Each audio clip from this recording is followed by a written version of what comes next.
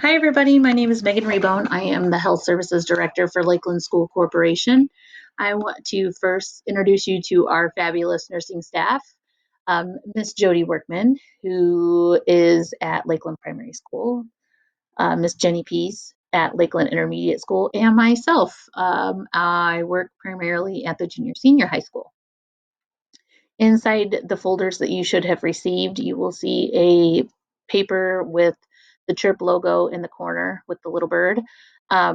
If you could please make sure that that form is filled out entirely, and then once you're finished, leave that form in the folder. This form allows us to access your students' immunization information off the state website so we can make sure that they're up to date. If you are not sure that they're up to date or not, no big deal. Myself or Jody or Jenny are able to access that information off the state website. You can also contact your primary care provider or a local health department. They will be able to look up that information as well. The information K through 5 grade line are the immunizations that your kiddo is going to need for the school year. If you brought in a immunization record, please leave a copy with one of the nurses or the secretary so we can have that for their records. If you do not wish for your child to be immunized, we do have exemption forms. Just flag down a staff member and we will be sure to get that for you. Exemption forms are only good for one school year, so every school year you'll have to fill out a new one for that specific school year.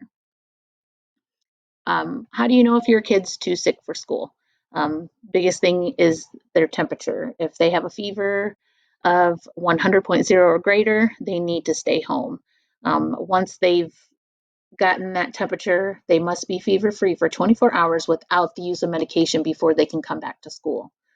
If they've had more than one bout of vomiting and diarrhea, leave them home.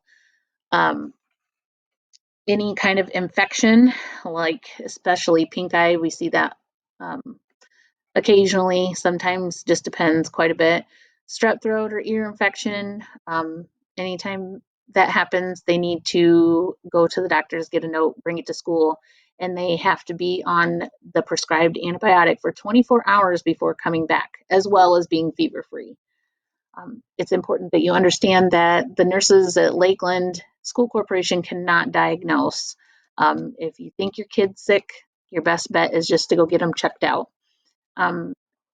For more information on that, you can keep the paper that was in the folder listed to Sick for School, and it's also on the Lakeland homepage.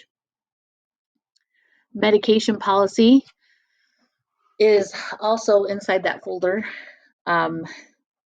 Biggest thing is we don't want medications brought to school by the student. They need to be brought to school by a parent or guardian or someone over the age of 18 with written permission or a phone call to the school saying that, hey, it's okay for that person to bring that medication in. We only want you to bring medication into the school if it's absolutely necessary. We like to say if a medication is to be taken 3 times a day, we like for them to take it in the morning when they wake up, when they get home from school, and before they go to bed. Now, if a doctor prescribes it for certain times of the day, absolutely, we will be more than happy to administer that medication while they're at school.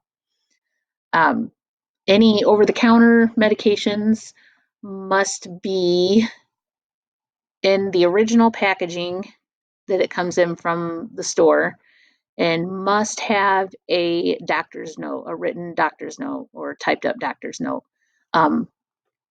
Anything that's prescribed needs to be in the current medication bottle with the current prescription label on it. Sometimes I've seen in the past where parents will divide medications into 2 different bottles, and then we have a really old prescription. We have to have the newest prescription label on there.